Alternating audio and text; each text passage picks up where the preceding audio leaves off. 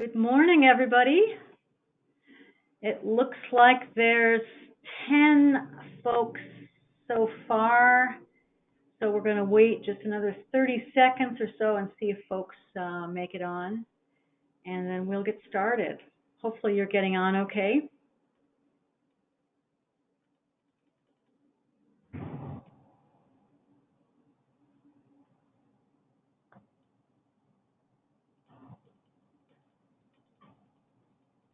I recognize a lot of friends on this call. Good.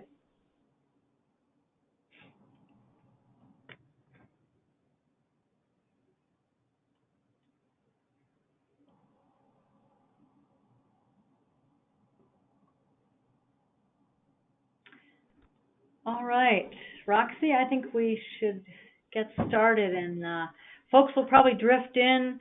People are kind of getting used to this forum, so they hang back for a couple of minutes because we do go through a little bit of logistics. So want to welcome everybody to the third Thursday webinar. I'm Shawn Morford. I'm the Executive Director of the Network of Oregon Watershed Councils, and I usually serve as the moderator for these sessions.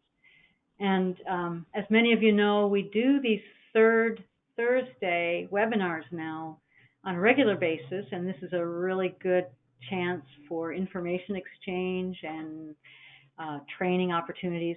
And they're targeted at soil and water conservation districts and watershed councils and land trusts, but anybody is welcome to sit in if they get word about these things.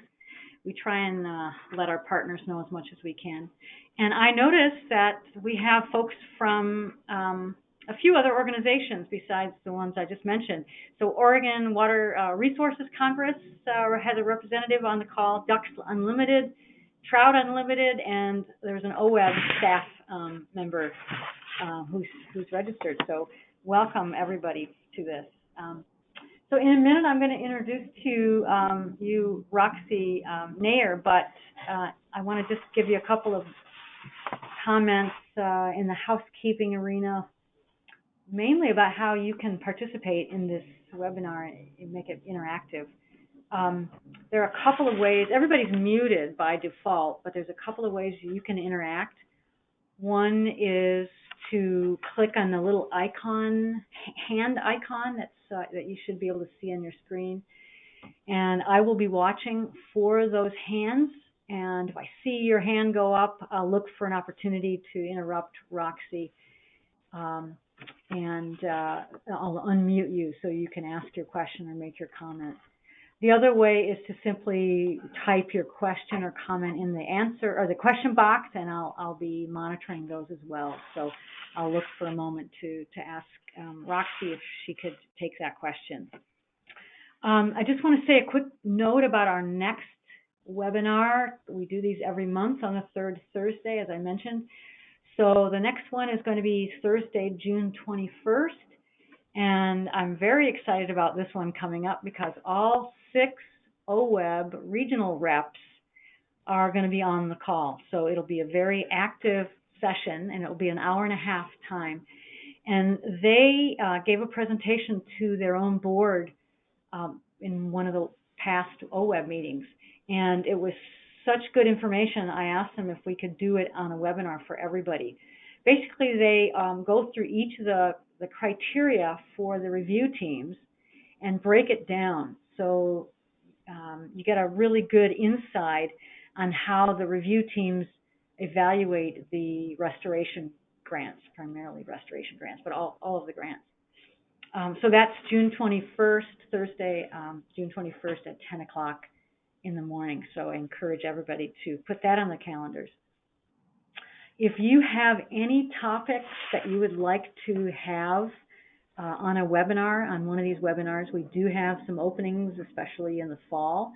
So if there are topics that you would like to either lead or you would like to have us try and arrange, please make note of that on the survey that you'll see on your screen at the end of the webinar. We really hope that you'll take the time to give us feedback on the webinar and give us ideas for the future as well.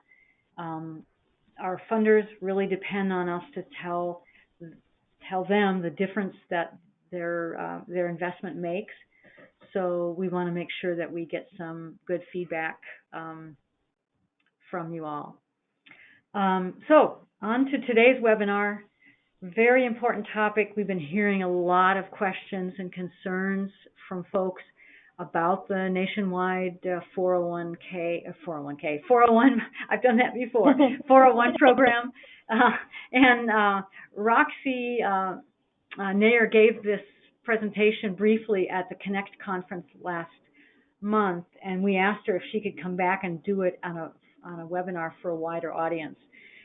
Roxy is the 401 Water Quality Specialist for DEQ, and she's a project manager who reviews all the nationwide projects that need the 401 certification. So she's going to share with us some of her insights and kind of an orientation to the 401 program. And this webinar is scheduled for 30 minutes. I've already taken 6 of those, Roxy, in the introduction. It's scheduled for 30 minutes. Roxy's comments will be relatively brief, and then we will open up the lines for all of you to ask questions, give her comments, whatever kind of dialogue is useful to you. I did ask her if she could stay on a little bit longer if we did have a lot of interest in folks that might want to have a smaller group talk with her, or even one-on-one if there's only one of you left. And she said that she had a little bit of time before her next meeting. So we'll let everybody know that at 10:30 we'll formally close the webinar, but if there are those who want to stay on, you can let us know. So with that, I think that's all I need to say in the introduction. Thank you, everybody, for continuing to participate in these sessions. And I'm going to hand it over to Roxy. Great. Thank you, Sean. That was a really nice introduction. And I think you just covered almost everything I was going to say for my first slide. But I'll say it again. So I work for the Department of Environmental Quality, and I'm based in the Portland office. There are 4 of us in the 401 program, and we're scattered around the state. We have a project manager in Eugene, and her projects are all dedicated to the Western region portion of the state. We have myself that is dedicated to the nationwide permitted projects. We have another staff, Amy Simpson, who works on all the projects in Eastern region and Northwest region of Oregon. And then our program coordinator is based in Bend. So I'm here today to mostly talk about the 401 certification for nationwide projects. And before we get started, we have a simple poll that Sean is going to send out to all of you.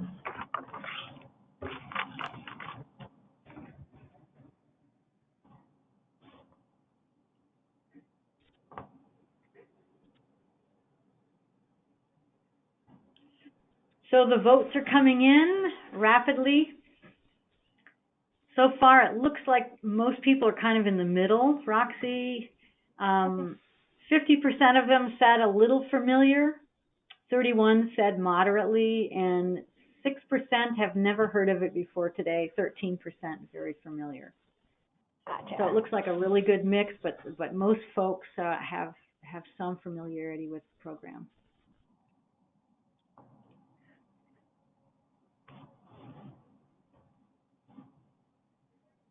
Okay. Are we? Yep, we're good to go. Ready? Okay. So here we go. So as Sean mentioned, I gave this presentation at the Connect conference last month in Seaside, and even in the intervening weeks, I've learned a couple of new things that came out of that conference after having some conversations with people that I met there. But to start, I'm going to give pretty much the same presentation, so hopefully most of you have not already heard it. But what I'll do today is talk more about the 401 water quality certification, changes that have happened with the 2017 nationwide permit and the 401 certification that's issued to that permit, and then 1 year later, life, and specifically my life, with the 2017 nationwide water quality certification.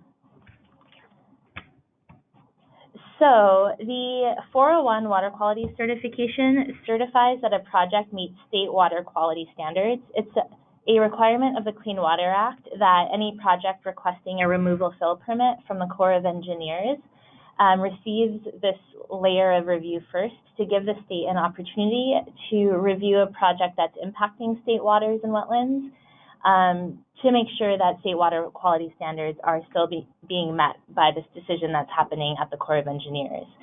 The removal fill permit is provisional upon the receipt of the 401 certification, so this is a very necessary step as part of that larger permitting process. And yet, the 401 doesn't usually get a lot of attention until towards the end of the review process. So that's something we're trying to change and make sure that everyone is aware that this is something that needs to happen as well, and preferably concurrently with the Corps' review instead of at the end of it.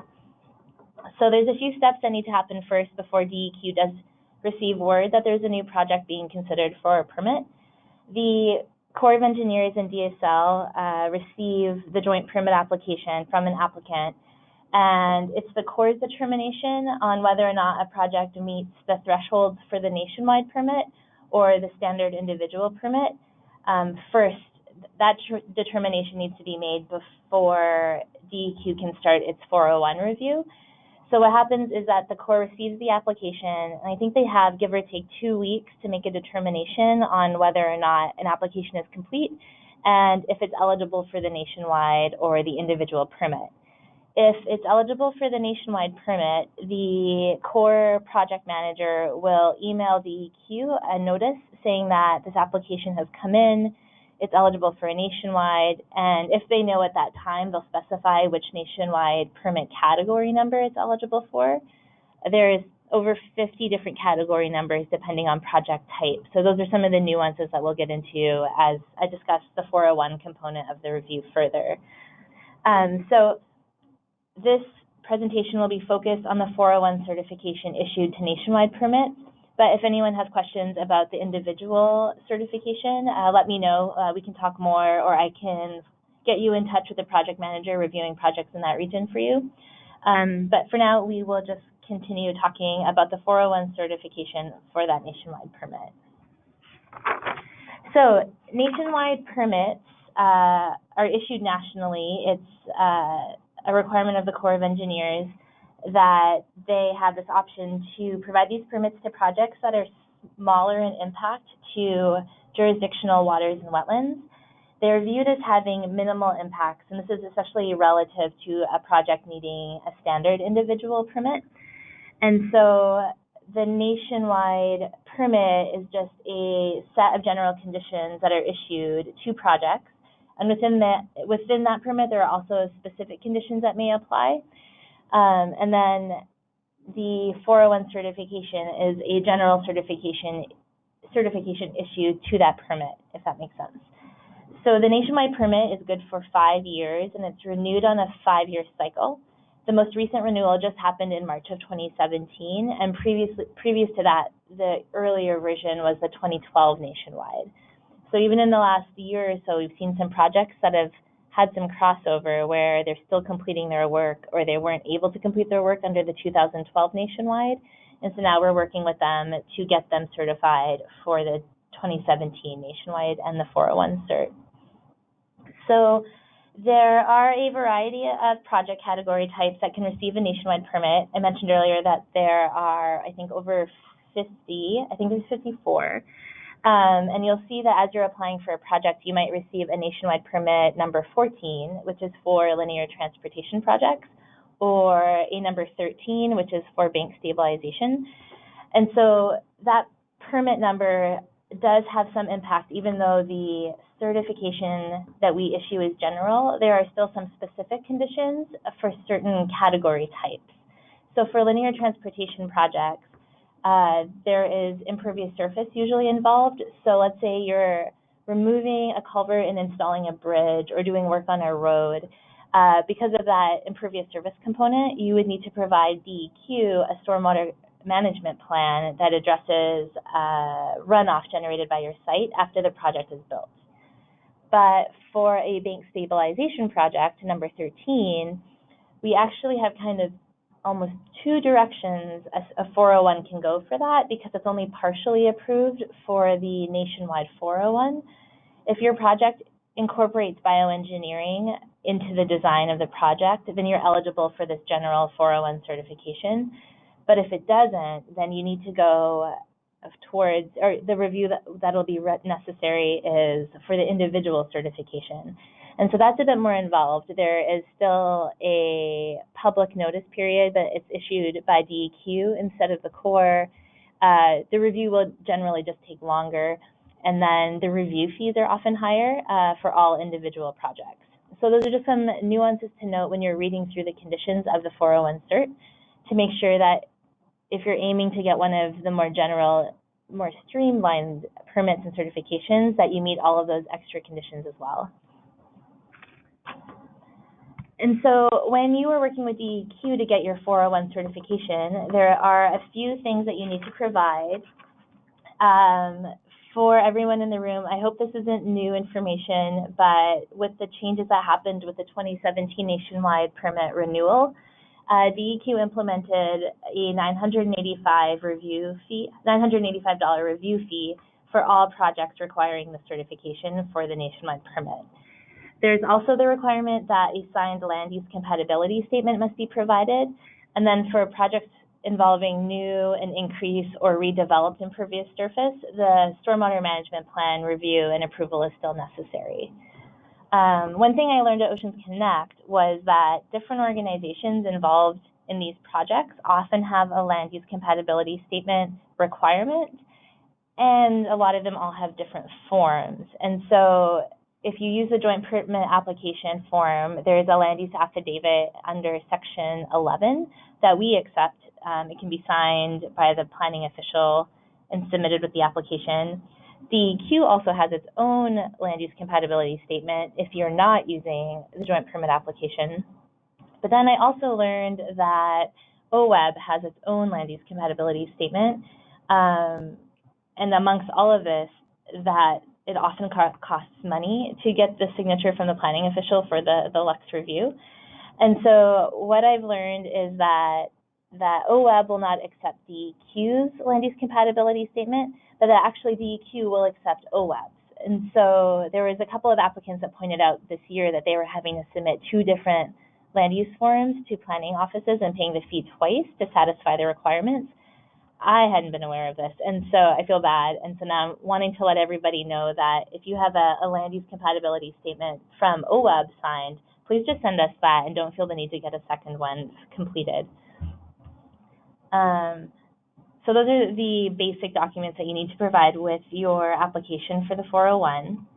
And going back to the changes that I was just discussing, in addition to the fee, with the 2017 nationwide permit, DEQ's had some changes to other elements of its review process.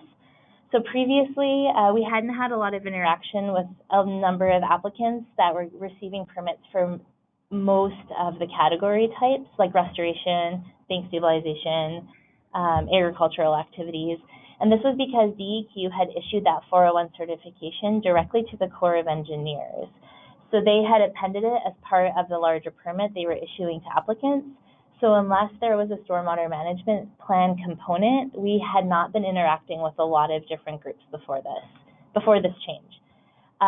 With the 2017 nationwide permit, DEQ now issues the certification directly to each applicant. And so now every project needing a nationwide permit is being reviewed by DEQ, and that certification goes out to every individual project.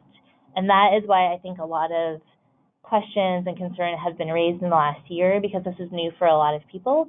Even if they had received the 401 before this, they had never really needed to interact with DEQ directly. Some other changes that have happened is to the document itself. We had changes to the conditions. The certification now specifies much more clearly that the responsible parties responsible for meeting the conditions of the 401 certification is the applicant. The applicant name is provided on the application, and we assign that responsibility to the responsibility of meeting the certification requirements to the certification holder. DEQ also now may revoke or modify conditions within the 401 certification, even though it's pre-drafted. It has a set of general conditions that apply to all projects. there is still room to modify if necessary. The certification also more clearly spells out that it's only authorizing proposed work.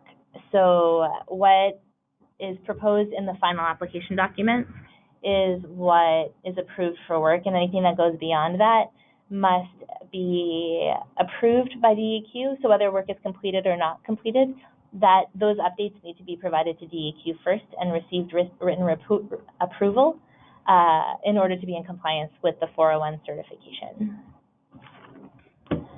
We also had some changes to some more specific conditions.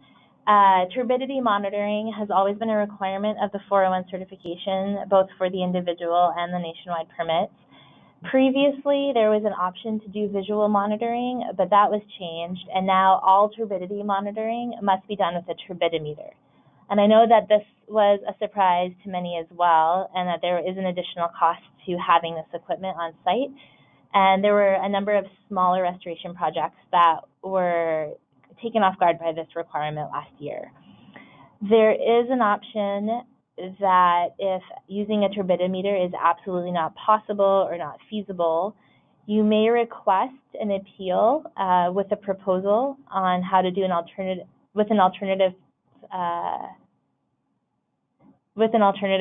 proposal on how to do turbidity monitoring without the turbidimeter. So if you still would like to do visual monitoring, you would need to propose a plan on turbidity scheduling, what indicators would be necessary to trigger whether or not you're stopping work, et cetera, et cetera.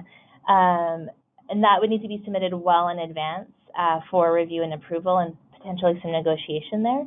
So it's an option. Do not expect that it would definitely be approved, but if it's something that you want to pursue, definitely give yourself enough time to work with DEQ to have that plan reviewed and possibly approved. Another condition that was clarified in this certification is the 50-foot buffer.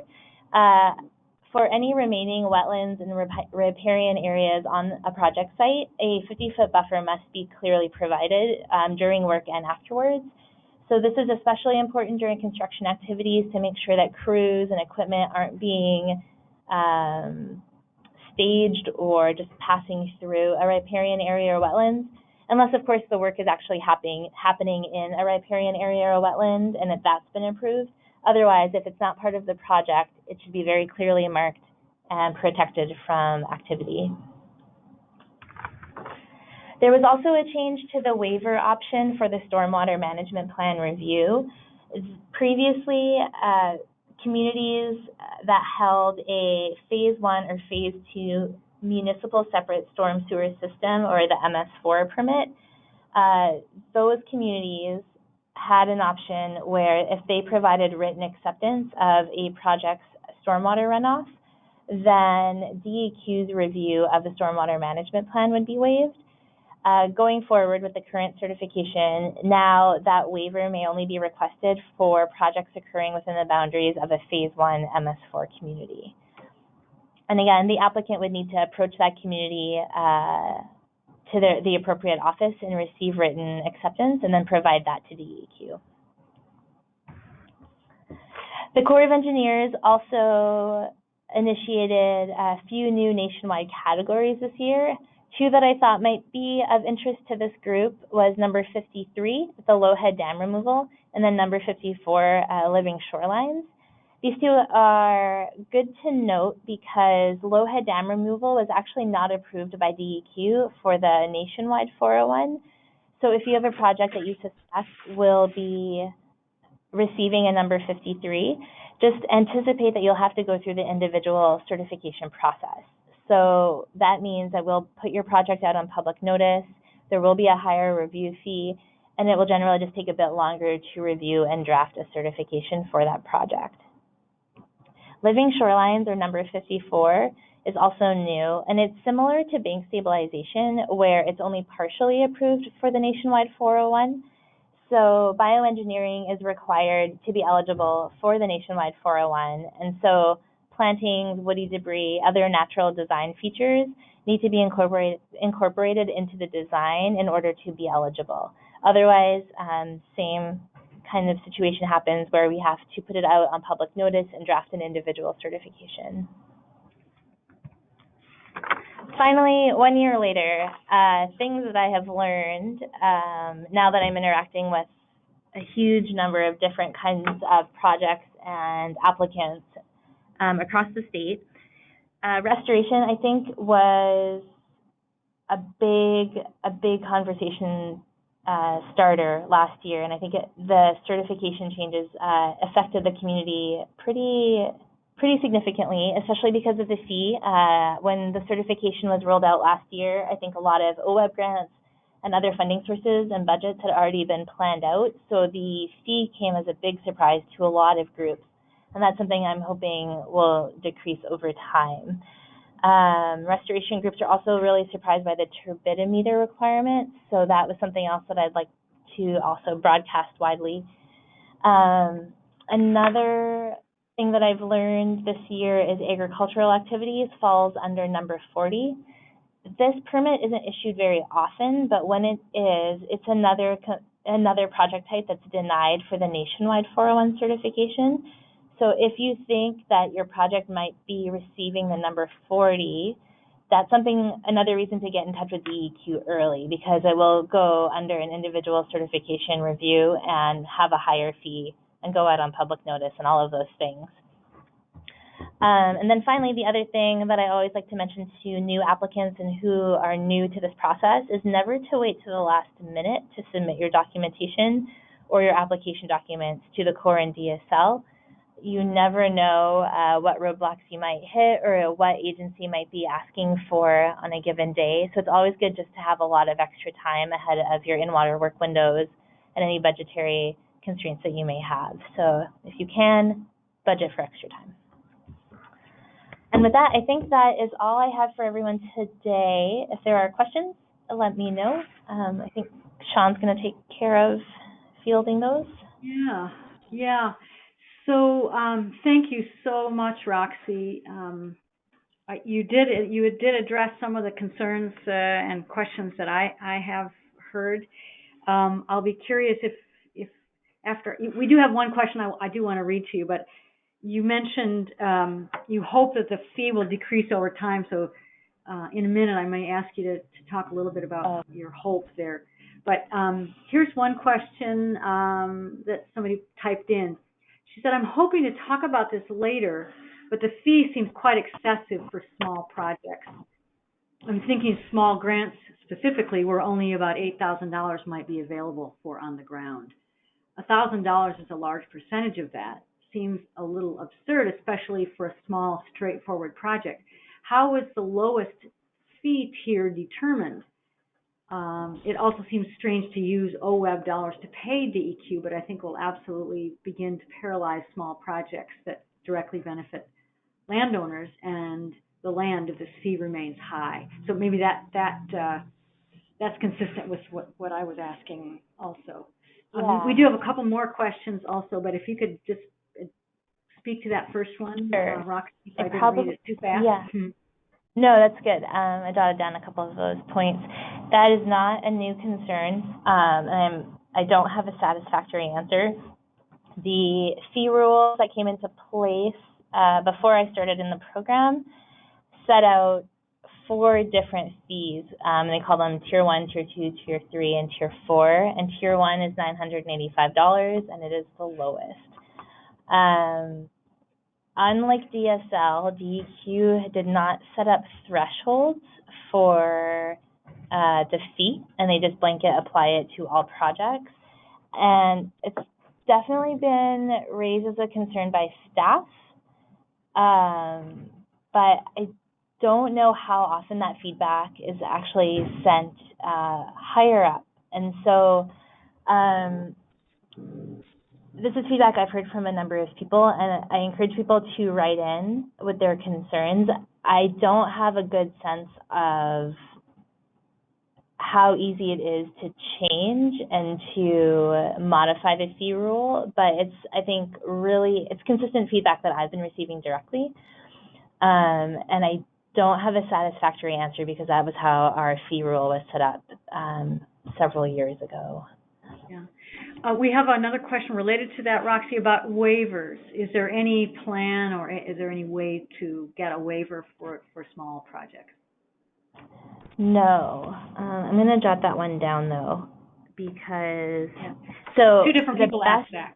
Yeah. Go ahead. Yeah, okay. And I know there is in the nationwide permit letter that the Corps issues to applicants when they announce that you've received your nationwide permit, there is language saying that you must receive either the nationwide or the 401 certification or a waiver from DEQ, and that confuses a lot of people because that implies that we have a waiver option, but we don't. And so kind of like with the fee, there was never any plan to set a threshold for smaller projects and this review requirement.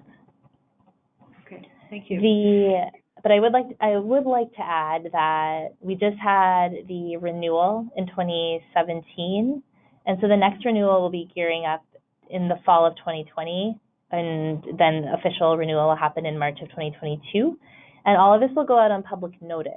So if anybody's still around then, when the public notices start going out, requesting comments and feedback, that would be also a really good opportunity to participate in that process. There was a response to that, Roxy. Appreciate that response. Have spoken with DSL and ACOE staff as well, and they've mentioned that it would be good for councils to get OWEB involved and to write the higher ups. Thank you for that suggestion as well. Yeah. I do have one more question that's slightly different that I want to make sure we squeeze in here before we tie this up. And it was about examples of low-head dam removal. Does that include small ag ponds? It may be possible. So it's the Corps that makes the determination on which permit you would get. So it's pretty project specific on which way they'll go. I think I've only seen a couple over the years, and one of them went individual anyway. And I haven't seen agricultural pond projects since this new permit came out. So that's not super helpful, but it's definitely a Corps of Engineers question. So if you have any questions or suspect that you might be needing one of those nationwide permits, I'd get in touch with them really early to start working through those details. Okay. And Janelle, you have made a comment. I don't know if it's something you want me to share with everybody. I'm just going to unmute you for a second and let you answer that. Hi, Janelle. Do you want me to read that out loud, or you want me to just take it as a comment for later? Well, I can kind of give a little bit of an explanation. Yesterday, Denise Hoffert and I met with the Kazon group up in Portland, and that's a group that has all a bunch of different regulators: DEQ, DSL, Corps of Engineers, OWRD, ODFW. Anyways, we discussed and we gave a little presentation on our needs for fish passage projects down here. And one of the things that we did find out yesterday is that most anything that's got concrete in it, so a 2-foot or higher dam with concrete, is definitely a low head. So we're going to have to do individual permits. This really, really affects these small projects. Like we've got $2,000 projects that would require $4,300 worth of permitting just from DEQ. So it's going to put a stop to some of those projects, but it doesn't affect small push-up dams, and according to Benny. So we are working on this. So if anybody else is interested in more information, contact Denise Hoffert with the Road Basin Partnership. She's our fish passage work group coordinator, and she's really focusing on trying to come up with some solutions with the agencies. Great. Thank you, Janelle. Yeah. Great. Thank you. And someone said, thanks, Janelle. Thanks, Janelle, a couple times. Good. Anybody else want me to unmute them for comment or question for Roxy while we've got her here?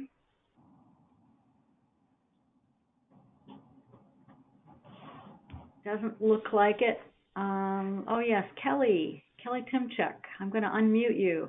And I think this will be our final question formally, and then we'll ask if there's any other any other time that Roxy has to stay on for any of this. Go ahead, Kelly. Okay. Can you guys hear me now? We can. Okay. Yeah, thanks. That was all of my questions earlier. And I've also been involved with Denise and trying to work with her and figure out some paths forward for councils. One question I did have, I just submitted a permit, and so they just said DEQ will be in contact with you. Is that how that works then? So if you have a project that's a nationwide, it just goes in and then eventually you're notified and then someone from DEQ contacts me? Yeah, so the Corps, once they make their determination, we have a general inbox that's our administrative assistant. So they take in all the incoming documents and put them into our system, and then I get a notification that there's a new project in, and then I'll reach out, usually to give everyone a heads up about the fee and then anything else that might be needed. So I'll usually go by email, but I'll call whenever I can. Okay, thank you. Mm-hmm. All right. Looks like you've listed your contact information. What can people come to you for, Roxy? Or who should they go to for more questions? I'm definitely the go-to for anything related to a project with a nationwide permit. We have 2 other project managers, so there's only 3 of us reviewing projects statewide. So we're a very small group, and there's a very large number of projects. So we do what we can to get back to people as quickly as we can, but there may be a little bit of a lag. But we have Alex Holachek in our Eugene office, and she's reviewing everything in our Western region of how we determine our Western region offices and our region. And then Amy Simpson reviews all of the projects needing an individual certification in Northwest region. So kind of from Multnomah County north towards Clatsop, and then all of Eastern region, so Eastern Oregon. And then I look at all projects occurring statewide at the nationwide level. And if you're not sure, just contact me and I'll put you in touch with the right person. Fantastic. Really appreciate this. Okay, it doesn't look like there's any other questions. We want to keep this short so folks can get back to their day, but very, very important to connect with you, Roxy, and to know what you do and to have a forum for us understanding more about this and where we can give comments. So one more comment from somebody, I'll just end with this. Somebody said the network should be engaged with this, and I absolutely agree. So I think we'll start that discussion. So thank you, everybody, for participating, all 21 of you. And once again, don't forget the June webinar where the OWEB regional reps are going to be with us. That'll be a very dynamic and engaging session as well. So once again, Roxy, really appreciate it, and we'll have a great day, everybody. Thank you.